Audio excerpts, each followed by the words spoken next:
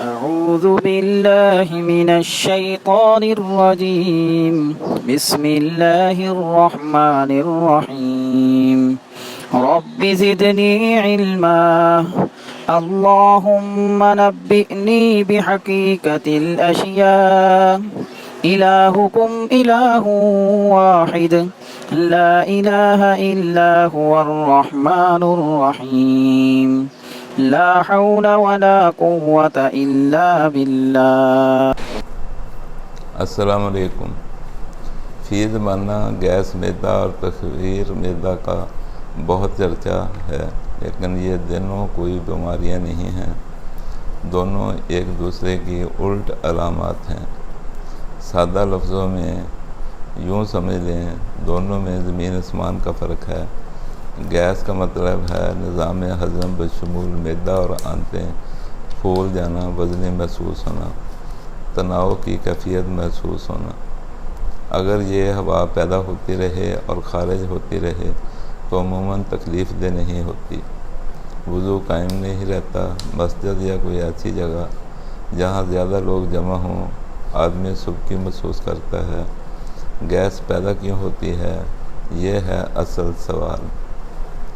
آپ نے دریاؤں، ندی نالوں، نہروں اور کھالوں میں پانی بہتا دیکھا ہوگا۔ صاف پانی ہوتا ہے، کوئی بو نہیں ہوتی، لیکن اگر اسی پانی کی روانی رک جائے، گرمیوں کے دنوں میں آدھا گھنٹہ میں ہی اس پانی سے بو آنے لگتی ہے۔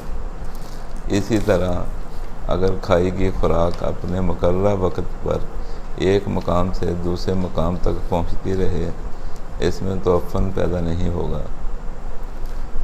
اگر وہی خوراک کسی مقام پر مقررہ وقت سے زیادہ دیر رکی رہے، اس میں تعفن اور گیس پیدا ہونی شروع ہو جائے گی۔ اسی طرح دودھ اگر کہیں پڑا رہے جب تک وہ دودھ ہے، اس میں گیس یا بو نہیں آتی۔ اگر وہی دودھ پھٹ جائے یا اس کا دہی بنا لیا جائے اور کسی گرم جگہ پر پڑا رہے تو آدھا گھنٹہ میں ہی سوں سوں کی آواز کے ساتھ اس میں سے گیس اور تعفن اٹھنے لگتا ہے۔ گیس اور تعفن دونوں ہی خمیر کی پیداوار ہیں۔ جہاں خمیر ہوگا وہاں فرمنٹیشن ضرور ہوگی، جہاں فرمنٹیشن ہوگی وہاں گیس اور تعفن بھی ضرور ہوگا۔ اگر گیس سے جان چھڑانی ہے تو معدہ اور آنتوں سے تعفن اور خمیر کو ختم کرنا ہوگا اور نظام ہضم کو تیز کرنا ہوگا کہ خوراک اپنے مقررہ وقت میں ہضم کا عمل مکمل کر لے۔ اس کی دو علامتیں عموماً واضح ہوتی ہیں۔ یہ ایئر لاک کی طرح کہیں پھنس جاتی ہے، نہ خارج ہوتی ہے نہ جان چھوڑتی ہے، اور اگر کہیں خارج ہو جائے تو ناقابل برداشت ناگوار بو ہوتی ہے۔ اس سے مستقل چھٹکارے کے لیے بھی تینوں ٹیشوز کا اعتدال پیدا کرنا ضروری ہوتا ہے، اور یہ نبض سے ہی معلوم ہوتا ہے کہ کس ٹیشو کی مدد کی ضرورت ہے۔ وہ بھی انشاءاللہ آپ کو جلد بتانا شروع کر دیں گے، لیکن عارضی فائدہ کے لیے دودھ اور دودھ کی بنی ہوئی اشیاء اور ترش چیزیں بشمول بیکری کی بنی ہوئی چیزیں جن میں خمیر استعمال ہوتا ہے بند کرنی پڑیں گی۔ ادرک اور پودینہ کا استعمال خوراک میں بڑھا دیں۔ فوری اور عارضی ریلیف مل جاتی ہے۔ ان کے ساتھ اگر بیسن کی روٹی کا استعمال شروع کر دیا جائے تو افاقہ تیز ہو جاتا ہے۔ اناج کی نسبت سادن زیادہ کھانے والوں کو یہ تکلیف نہیں ہوتی۔ گیس اور چیز ہے، تبخیر اور چیز ہے، دونوں ایک دوسرے کی ضد ہیں۔ تبخیر کا مطلب ہے ایویپوریشن۔ معدہ اور آنتوں میں حرارت زیادہ ہونے کی وجہ سے رطوبات میں ایویپوریشن ہونے سے رطوبات میں سے جو بخارات اٹھتے ہیں، ان کے پریشر سے پیٹ اور آنتیں پھول جاتی ہیں۔ ان دونوں کا فرق واضح کرنے کے لیے آپ کو مثال سے سمجھاتا ہوں۔ کسی زمانے میں ریلوے میں بھاپ والے انجن ہوتے تھے۔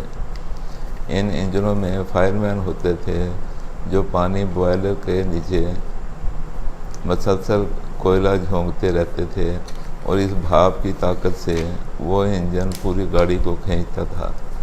پہاڑی علاقوں میں جہاں دوسرے انجن کام نہیں کرتے، وہی پرانے اسٹیم انجن آج بھی ریلوے کی گاڑیاں کھینچتے نظر آتے ہیں، کہ یہاں تک کہ شوگر انڈسٹری میں گنے کے پھوک سے بوائلر چلتے ہیں جن میں پیدا ہونے والی بھاپ سے بجلی کی ٹربائنز چلائی جاتی ہیں، جو پوری شوگر مل کی بجلی اور دیگر انرجی کی ضروریات کو پورا کرنے کے بعد اضافی بجلی دوسرے اداروں کو بھی فروخت کر دیتے ہیں۔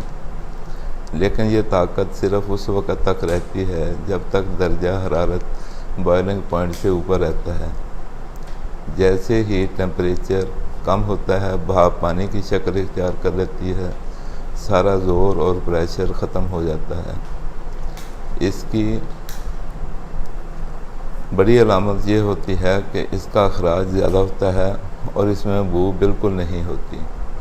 اس کا علاج کرنے کے لیے تشخیص کی ضرورت ہوتی ہی ہے، لیکن فوری اور عارضی ریلیف کے لیے الکلائن چیزوں کا استعمال، خصوصاً بڑی الائچی اور دھنیا، فوری چھٹکارا کا باعث بنتے ہیں۔ یاد رکھنے والی بات یہ ہے کہ دونوں تکلیفیں علامات ایک جیسی پیدا کرتی ہیں، اس کی وجوہات اور علاج دونوں ایک دوسرے کے الٹ ہوتے ہیں۔ السلام علیکم۔